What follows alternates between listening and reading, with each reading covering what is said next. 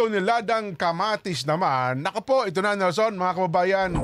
Ang itinapon dyan po sa gilid ng kalsada sa Nueva Vizcaya.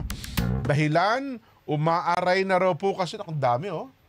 Yung po nakita sa telebisyon, no? Oo nga, na naman. Galing sa truck ba yan? Kaya pala nung nagpa-order ako ng burger, Jen, santambak yung yung kamatis sa loob. Sabi ko, ang sarap nitong burger na to. Ayun pala, ganyan karami ang kamatis na tinatapon na lang. Nakalagay sa truck, no? Talaga naman. Ay, nako.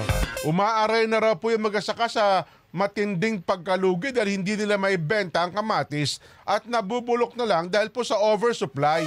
Sa ngayon, nagkasagawa na po ng validation ang Department of Agriculture Region 2. Gayon din po ang lokal na pamahalaan ng Nueva Vizcaya sa nasabing mga itinapon na kamatis. Inaalam na po ng DA at LGU ang maaaring agarang solusyon sa nasabing problema ng kamatis. Sinasabing ilan sa problema ng sektor ng agrikultura ang kakulangan ng maayos sa sistema, pagbebenta at pag-imbak ng aning kamatis. Tawagan nga natin yung mga provincial officer, governor, vice go. Sino bang pwedeng ang provincial agriculturist ng Nueva Vizcaya siguro, no? Lagi na lamang ganyan ito.